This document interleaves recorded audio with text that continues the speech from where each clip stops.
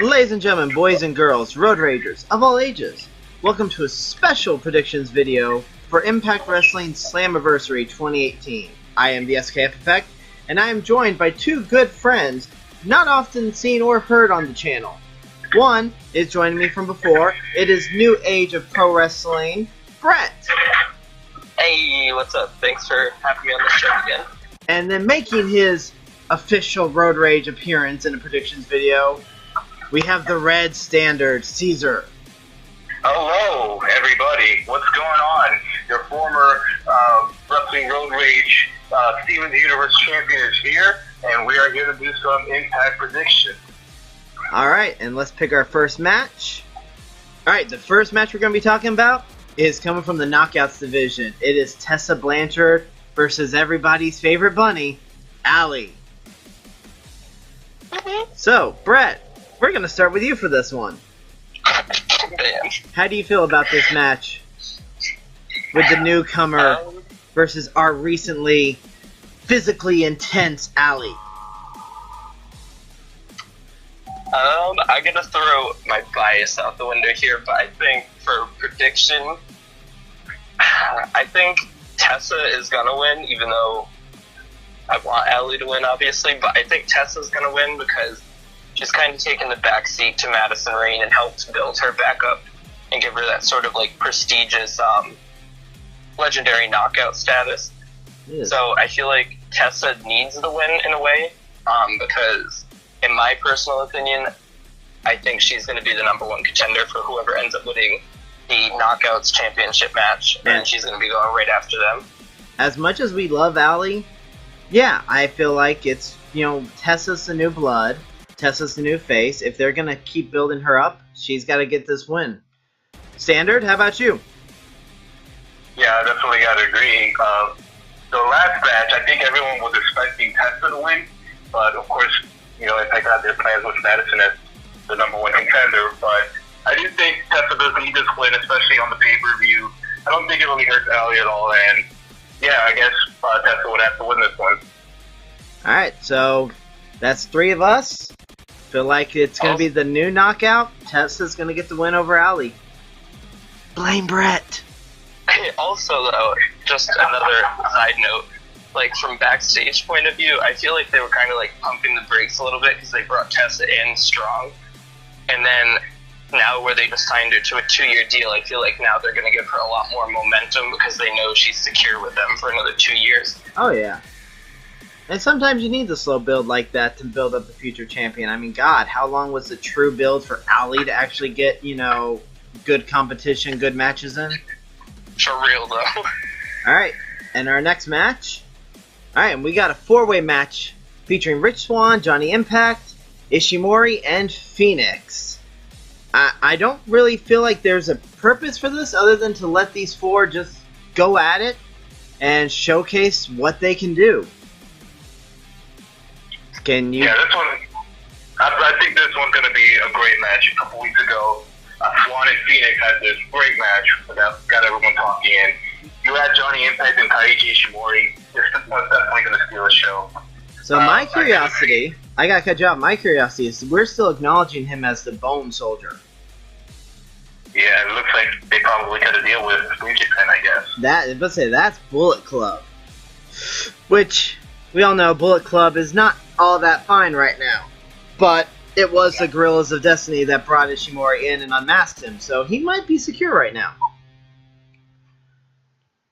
So, who do you feel needs to win the most in this match? It would probably have to be Johnny Impact. I think he's the guy that I think they have future plans for. He's just coming back from that injury from Congo, so he'll probably win this match, and then they'll set up something with Congo, I guess. Now, I feel like leading up to a world title, you probably go Johnny. The other three... Well, Phoenix... Alright, Phoenix could go either way. I feel like the others, though, are all going to be X Division possible contenders in the future. Yeah. But yeah, I definitely got to think Johnny for the win on this one. Yeah, I would definitely say Johnny because, like, especially with his whole positioning and with Survivor, I think he's going to be doing that. So he's kind of going to get hopefully get the product some good exposure. Yep. And then, I mean, just on top of it, like, been gone for a while. People are going to be really excited to see him back. But that's not taking anything away from the other three guys, like Bone Soldier. Like, Ishimori's amazing. Yeah. And then I've watched, like, some of his recent stuff on New Japan Pro Wrestling World, and he's absolutely killed it. Like, he's one of those top-notch. You throw him in the ring, you put him in the ring with somebody, and you're going to get a good match. Yeah, I feel like this is going to be that match that could steal the show if they're given the chance. No, definitely, especially with somebody like Phoenix, too, who... Phoenix is definitely one of the guys that, like, I watch the most right now. He's just absolutely incredible. I think he's another person, much like Bone Soldier. You put him in the ring with somebody, and you're going to get your money's worth. Yep. All right. So everyone's going Johnny? You did mention Johnny as in the world title pick, and I do find it interesting because he's coming back, and I do find it interesting how he's probably going to have to go away soon because with Survivor, you know, they usually don't want these people appearing elsewhere on TV, so it'll be interesting to see how long Johnny's going to be on their plans. Yep. All right, so our next one. All right, House of Hardcore Rules match, Eddie Edwards versus Tommy Dreamer. I love Tommy Dreamer. We all love Tommy Dreamer. But Tommy Dreamer is that guy that just makes others look good. He's not always the winner. So I've got to go Eddie Edwards on it. Well, definitely, Eddie got to win this one. Although, I can't see something with Tommy winning, and that kind of like, I don't know what the story will be with Eddie. Like, I don't know if he goes back to normal or anything, but I do think Eddie has to win this one. So it's student versus teacher storyline, and yeah, I think Eddie's got to win this one. Would you say Eddie is kind of broken? I would say that. I actually mentioned that a couple of weeks ago during that segment in Eddie's house when he broke the mirror. BT, I'm sure you're Tommy Dreamer for this match, right? You already know. No. But I agree with what's already been said pretty much. I think Eddie has to win. His character, the evolution of his new character has been so well done. And then, like you said, Tommy, I mean, he doesn't really benefit from a win. And I think the story would be more interesting if you just progress with Eddie's current character than bring him back to his older form. Yep, and you know what? It's nice, actually, Eddie having character as opposed to just being Eddie. The guy that knows how to wrestle well. Right. People would work. Right. Yeah, so people would compare him to, like, being the John Cena of Impact in the sense that, like, you know, he's that good guy, he's the babyface 24/7, but I think, you know, people over the years, even with Cena's career, they're always like, oh, he should turn heel, so many people would be invested in him, and I don't think people really expected it, but I think Impact pulled out, like, that amazing production, and then Eddie, you know, this character just works with him so well. Well, Impact seems to actually have this tendency to turn characters heel that you don't normally find able to turn heel. That worked with Jeff and them. Right. So, yeah, you know, good for Eddie. This is something good for him as time goes on. He needs this win, and let's see where he goes after it. Probably a title match in the future for him, maybe. We'll see. Alright.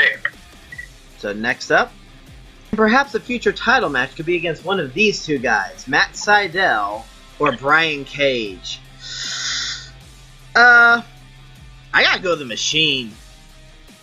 Machine's gonna get the title on this one. That man deserves a belt. That man just deserves a championship. I don't care what belt or where.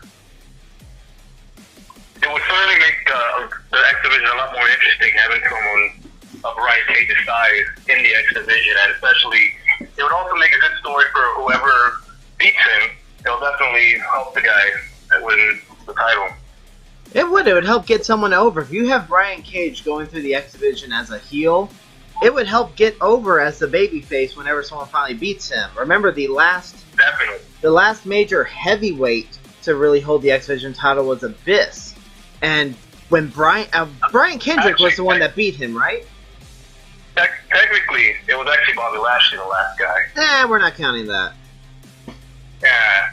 No triple B's allowed here. The last big story, it was Abyss, and Brian Kendrick was the one that beat him for the belt, if I'm correct. And it was just a huge celebration when Kendrick finally got the belt from him. So, yeah, I'm going Brian Cage. This man needs a belt. And Impact, if you're listening to us, Melissa Santos is a wonderful ring announcer for your pay-per-view events. But I definitely agree with the Brian Cage pick, and I think what's interesting is, like the last match we just talked about, Tommy Dreamer, he's like an enhancement guy in a sense. He helps talent out a lot. I think Brian Cage kind of does that in a way, but Brian Cage is somebody you can also build around. So, like, for instance... Right, he's a young guy. He's a young lion that, you know, still gotta be hungry himself, while Tommy Dreamer is the veteran. Right, like that connection with Tommy, though, in the sense, my perspective on it is if you put somebody smaller in the ring with Brian Cage, he's going to make them look really good, like Tommy does, but he's also going to make it look like a competitive match. I think a lot of people have that perception when they go into a match where the bigger guy, you know, they're going to win, you know, you're going to put all your money on him. Right. But I think Brian Cage adapts to that style so well, and that's been present in companies like Wrestle Circus, where he had that great match with Tessa, and she looked like $1 million at the end of it, but so did he. That's right. So, once again, all three of us were on the same boat. The Machine's walking out as champ. Agreed. Alright, let's go back to the Knockouts division. It's going to be the current Knockouts champion, Su Yung, defending against Knockout veteran, Madison Rayne. This one's actually... Go ahead. No, go ahead. Go. I do love the story about this one with Madison. I think a lot of people, they were surprised when she beat Tessa, as I mentioned earlier.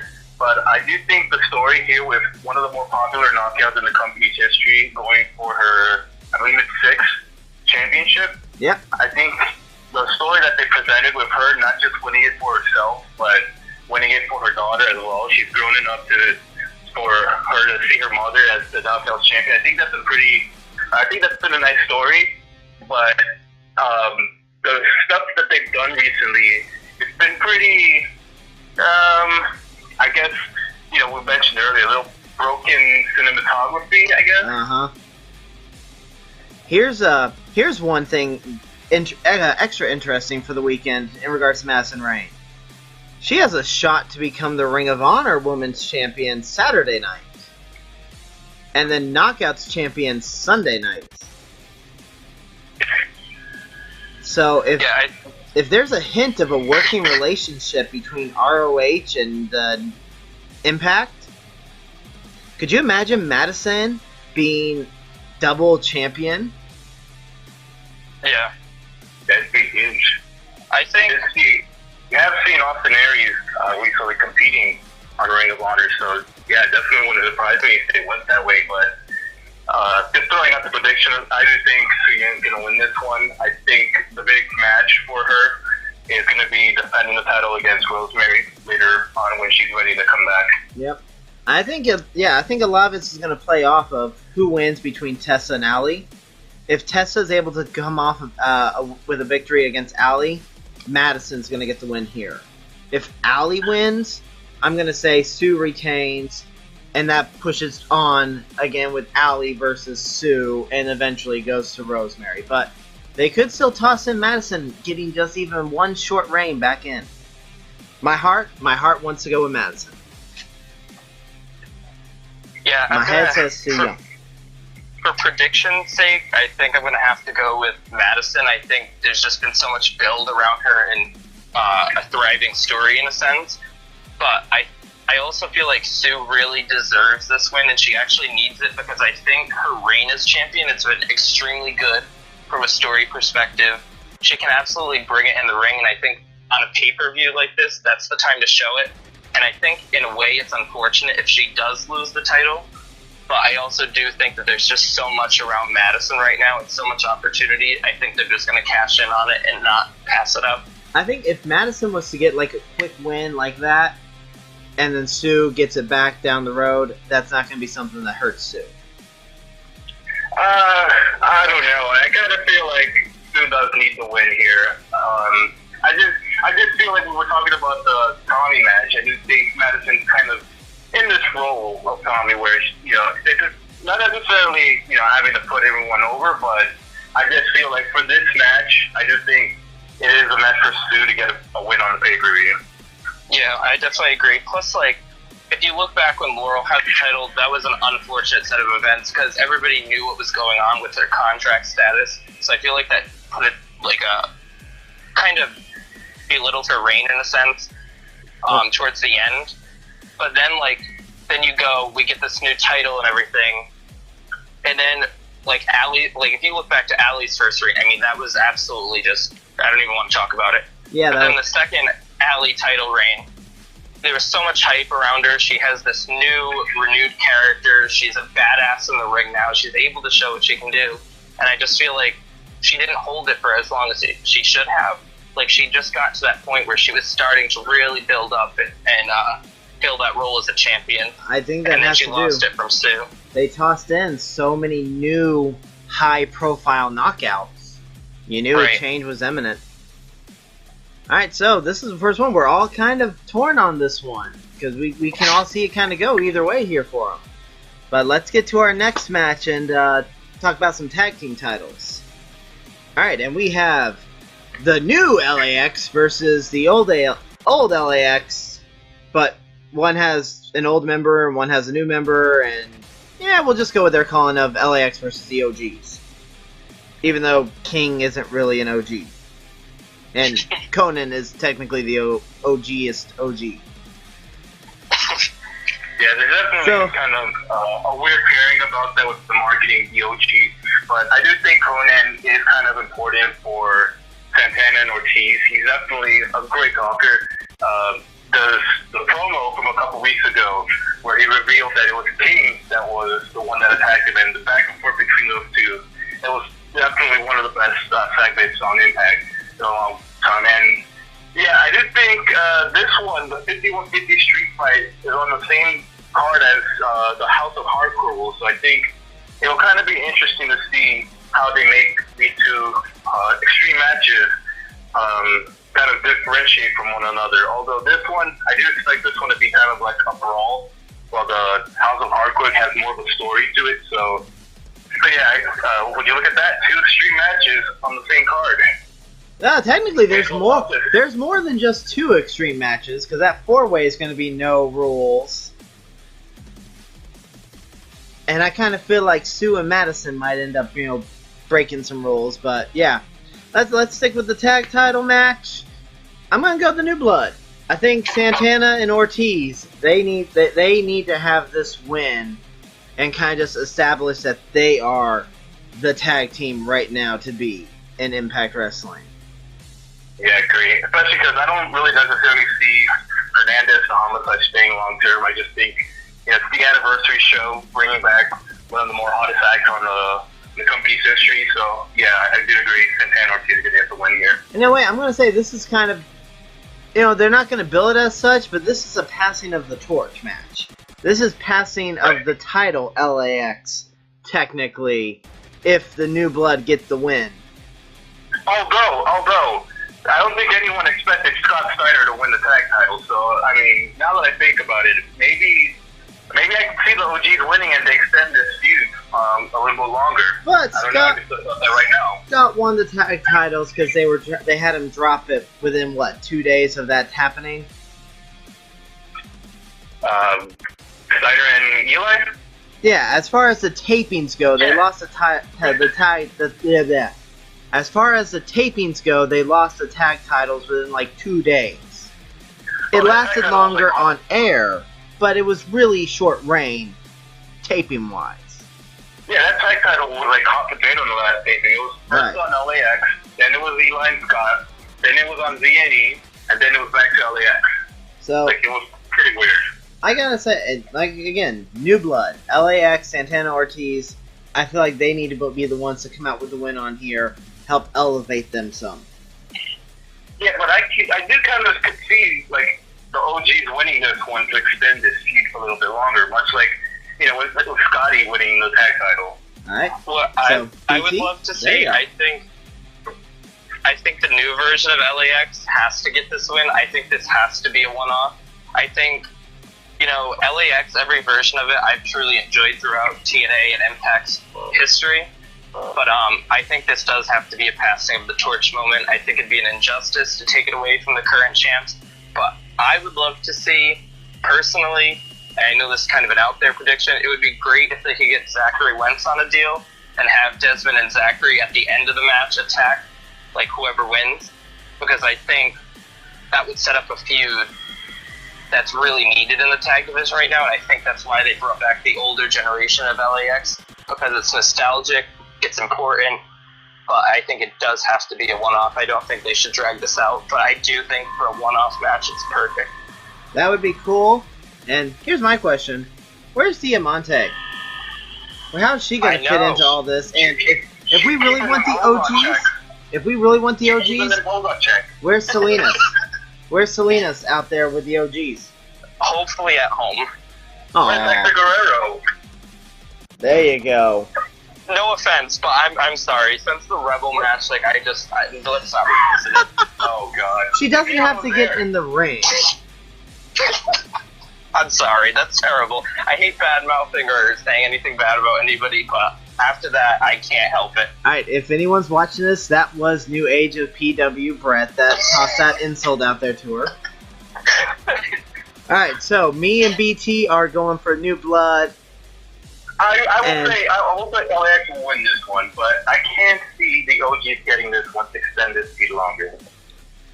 Alright, and, you know, we mentioned extreme matches. I think this next match is going to be the most extreme match of the month.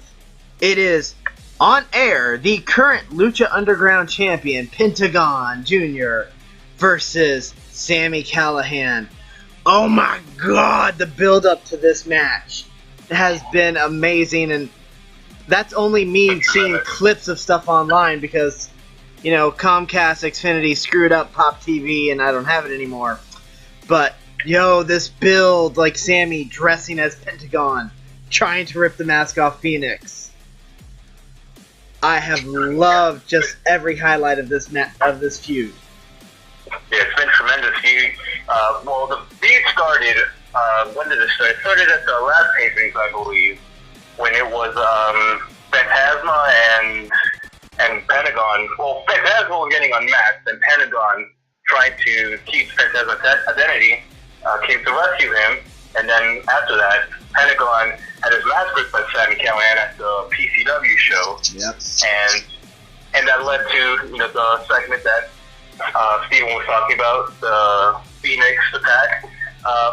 Yeah, I think this match is going to be pretty insane. I think the referee's going to give them a little leeway, so I think we might have another Extreme Rules match here. And I do expect Sami Callihan to be bald. Yeah, I got to go with my boy, Cero Miedo, Pentagon getting the win and possibly breaking Sami's arm. I think I have to go with Sami getting the win. You think Pentagon's going to get unmasked? I think so, because they've done it a few times to where I just don't picture Sami bald. Like, I would love to see it because I'm still salty. Me too. But like, I don't see him coming out and being a badass and being bald. Like, I don't know if that's gonna work. Like, only certain people can pull it off, and I just think Sami's gonna end up taking the mask off, and they're gonna, because we also don't know, like, with Pentagon, he has so many different, I think he has a few, if I'm not mistaken, a few shows with AAA. I don't know if those interfere with Impact at all. But, he's one of those guys where it's like, he's a talent exchange guy, much like Bone Soldier. So he's here today, but will he be there the rest of the tapings? Much like Phoenix last taping, or, maybe not last set, but the set before. He was there for like a day. And then all of a sudden, you know, he wasn't there anymore. So I don't know. It all depends, I think, on how long they plan. You have to keep in mind the legacy behind the Lucha masks. Are they really going to have Pentagon cause that much of a disrespect to the mask and just have him remove it for the sake of Impact? I would have to guess that Pentagon has a lot of say in this match in terms of whether he wants to take the mask off or not. Like Steven said, there's a lot of history behind Pentagon Jr. I think the mask is pretty much his identity. I think a lot of people see Pentagon, and I think it's very recognizable. I think his look really makes him a draw. And, you know, if he unmasks, I mean, really unmasks are really for people that want to, like, change up their look a bit, change up their character, or whether they're in the twilight of their career. And I don't think Pentagon really needs any of those.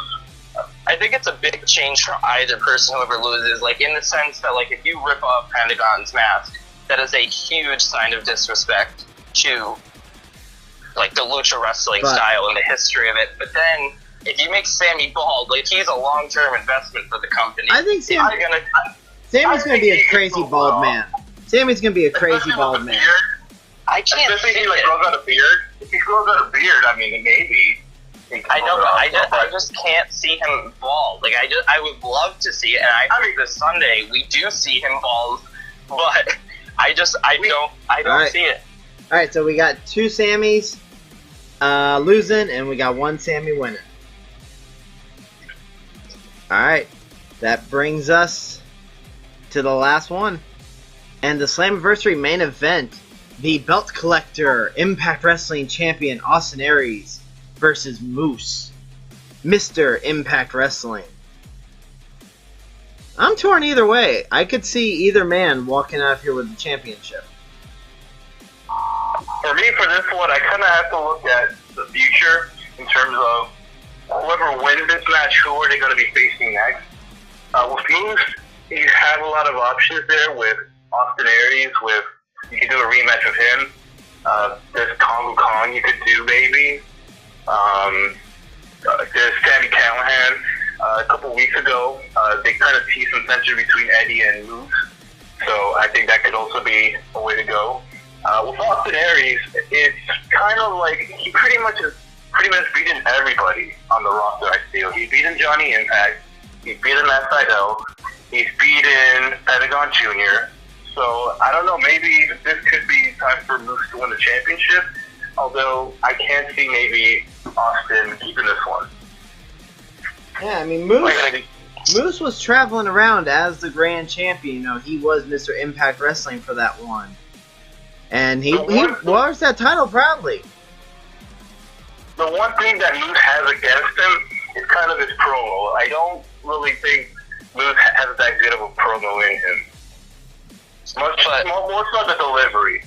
Like, I saw that, I don't know if you saw this, Steven, the attack on D'Angelo Williams, and they got Moose on the phone, and his delivery was much like, I saw what Austin Aries did. He's more like, you know, the stereotypical, like, pro wrestler promos that, you know, you compare it to an Austin Aries, it's like day and night. Well, that could easily be fixed just by getting Moose a mouthpiece. But who would you get as a mouthpiece? I don't really see anyone. I feel like Moose really is more so Ed. So. Give him Scarlet. Ooh. But I think you have to.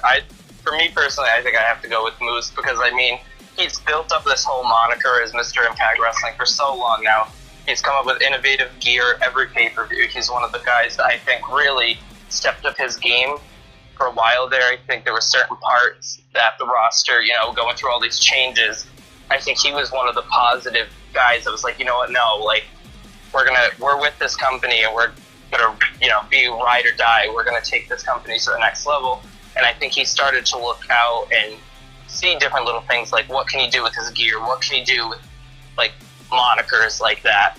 And I think now with this pay-per-view, an anniversary pay-per-view, I think it's the time to capitalize on that. Because another thing he's also done is like with his entrances. One pay-per-view, you know, he did the whole football entrance. I think he's done all of these out-of-the-box moves where I think he deserves this shot. I think he deserves this chance to actually be Mr. Impact Wrestling, be the guy, be the face of the company for a little while. Plus, I think in a way, like, people do say, like, oh, his promos, they'll say stuff about his promos, and I completely get where people are coming from with that, but I think Impact's production is so top-notch that a lot of times that they can, you know, move around that with their production videos and still make a rivalry just as important, and you feel like you didn't miss anything. I mean, Standard, you want to talk about his mic skills, you know, I can think of some other champions Impact had that just didn't really have that much of skill on a mic. You know. Don't talk about Bobby Lashley like that. How did you know exactly who I was going for? He got better, though. He did get better, and then time off, he kind of got a little worse. Sorry, Diane. But I definitely He's think better than Roman, though. He's better than Roman. Don't even dare compare. Jeez, man, come on. So, What's the respect on his name? the end of the day... Invasion did make a good point there about the pre-production. I do think the pre-production has really made this match kind of a big match feel. I know when I first heard this main event, I kind of wasn't that intrigued, mostly because, you know, Aries as the smaller heel against the big face and moves.